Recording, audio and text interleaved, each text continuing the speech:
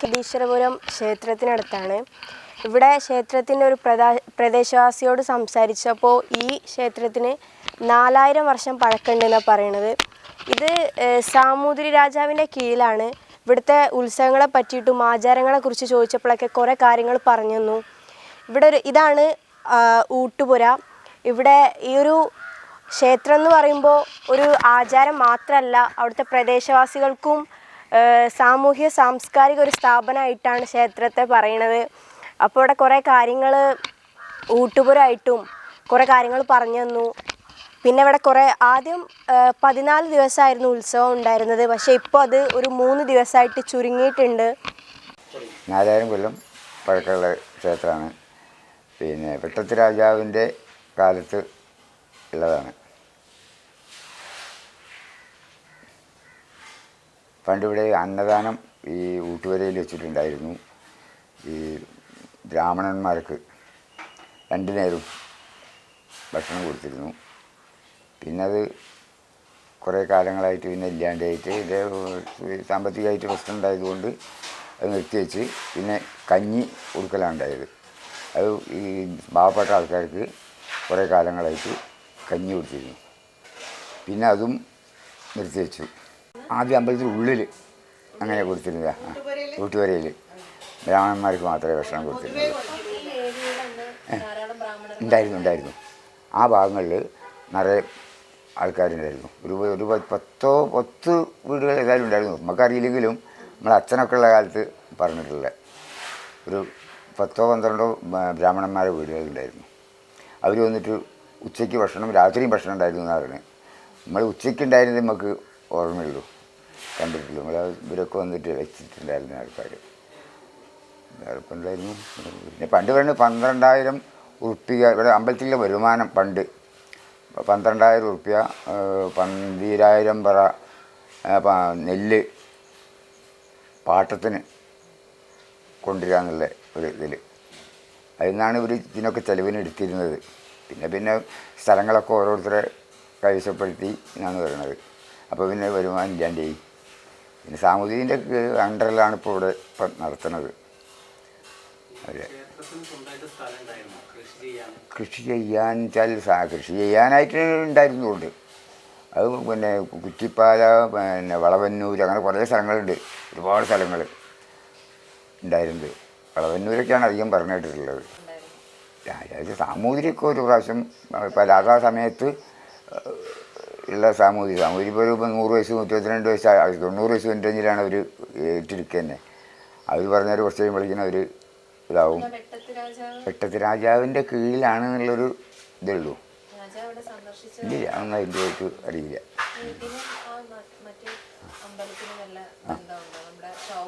ശോഭ പറമ്പിനായിട്ടില്ല. ഇവിടെ ഇതിൻ്റെ ഒരു പിന്നെ കീഴടം എന്ന് പറയുക, എൻ്റെ ഒരു സബ് എന്നുള്ള നിലയ്ക്ക് ഒരു ക്ഷേത്രം ചേന്നംകുളങ്ങര എന്ന് പറഞ്ഞൊരു സ്ഥലത്തുണ്ട്, മൂലക്കൽ സ്ഥലത്ത് ആണിതായിട്ട്. പഠന ക്ലാസ് അങ്ങനെയൊന്നും ഉണ്ടായിട്ടില്ല. ഇല്ല, വേദപഠനമൊന്നും ഉണ്ടായിട്ടില്ല. ഉത്സവം അത് നവംബർ മാസമാണ് ഉണ്ടാവുക. വൃശ്ചിക മാസം 1-ാം തീയതി, മലയാള മാസം വൃശ്ചിക മാസം 1-ാം തീയതി മുതൽക്കാണ് ഉണ്ടാവുക. ആദ്യകാലം മുതലേ അങ്ങനെയായിരുന്നു. വൃശ്ചിക മാസം 1-ാം തീയതി എന്ന് പറഞ്ഞിട്ട് അതിട്ട് അന്ന് 13 ദിവസം ഉണ്ടായിരുന്നു പണ്ട് കാലത്ത്. പിന്നെ അത് 7 ദിവസമായി മാറി. അപ്പോൾ ഈ 13 ദിവസത്തിൽ 7 ദിവസം കഴിഞ്ഞ് ബാക്കിയുള്ള ചടങ്ങുകളൊക്കെ ഉണ്ടാവുള്ളൂ. 13 ദിവസം 7 ദിവസം പിന്നെ ഉത്സവം. ആനയൊക്കെ ആയിട്ട്, ആന, പഞ്ചവാദ്യം, വാദ്യങ്ങളൊക്കെ ആയിട്ട് ഉത്സവം ഉണ്ടാവില്ല 7 ദിവസം. അത് കഴിഞ്ഞ് പിന്നെയും ഇതില്ലാണ്ടായി വീണ്ടും 3 ദിവസമായി മാറി. കമ്മിറ്റിയും കൂടി ഉൾപ്പെടുത്തിയിട്ടാണ് നടക്കുക.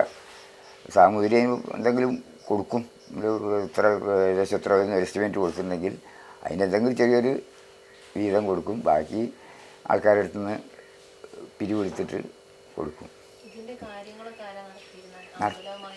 ബന്ധപ്പെട്ട കാര്യങ്ങൾ സാമൂതിരി ബ്രാഹ്മണരല്ല.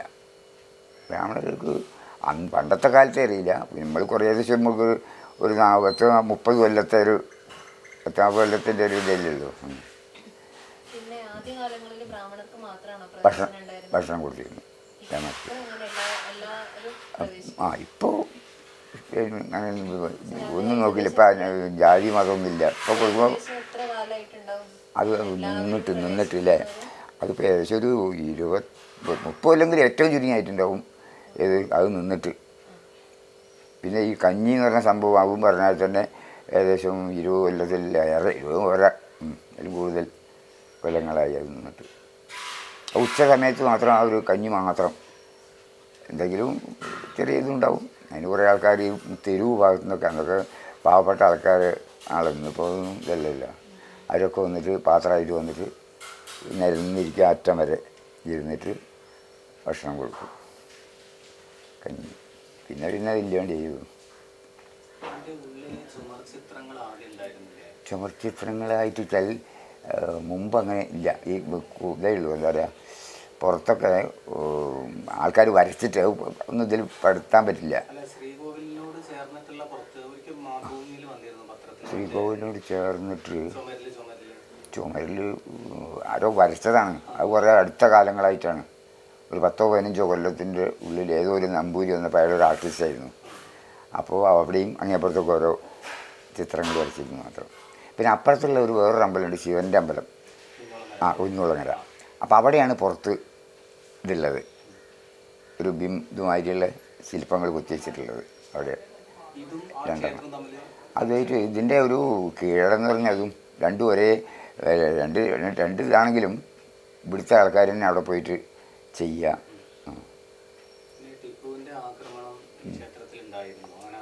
അത് കേട്ടിട്ടുണ്ട്. 1921 ഉണ്ടായിരുന്നു എന്ന് പറഞ്ഞിട്ടുണ്ട്. മാപ്പിളഹള എന്നല്ലേ അത്.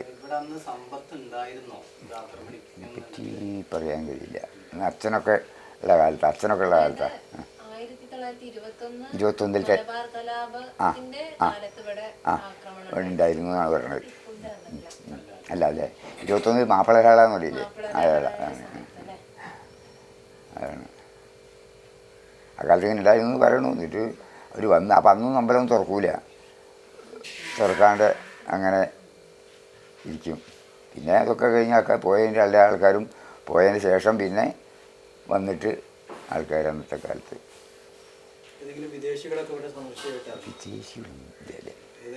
പുസ്തകങ്ങളിൽ ചിലപ്പോൾ അതിലുണ്ടോ അറിയില്ല. പിന്നെ എന്തൊരു സംഭവം ഉണ്ടായിരുന്നു, അച്ഛൻ പറഞ്ഞിട്ടാണ്, ഈ വൈരായിമാർ പറഞ്ഞിട്ട് എന്താ സംഭവം എന്നറിയില്ല. അങ്ങനെയുള്ള ആൾക്കാർ അമ്പലം മുറ്റത്ത് ഇങ്ങനെ വന്നിട്ട് പിന്നെ ചെറിയ അടുപ്പൊക്കെ ഇങ്ങനെ കൂട്ടി ഈ ഭക്ഷണം അവരുണ്ടാക്കി കഴിക്കുക. എന്നിട്ട് അവർ ചിലപ്പോൾ ഇവിടെ തന്നെ ഇങ്ങനെ കിടക്കും. അതിന് പ്രത്യേക സ്ഥലങ്ങളുണ്ടായിരുന്നു അറിയില്ല. ഇവിടെ എല്ലാവരും ഇങ്ങനെ യാത്ര ചെയ്യുന്ന ആളിങ്ങനെ അവർ കേട്ടില്ല. വൈരായിമാർ എന്താ അതിൻ്റെ മീനിങ് അറിയില്ല. അത് വന്നിട്ട് അവർ തന്നെ സാധനങ്ങൾ കൊണ്ടുവന്നിട്ട് അവർ തന്നെ ഉണ്ടാക്കി വെച്ച് കഴിക്കുക. ഈ കൊടി കയറിയിട്ടുള്ളതിന് ഉത്സവം എന്നുള്ള ഇതിലല്ലോ, കൊടിയേറ്റില്ല, കൊടിമരമില്ല. അതാണ് ക്രിയ.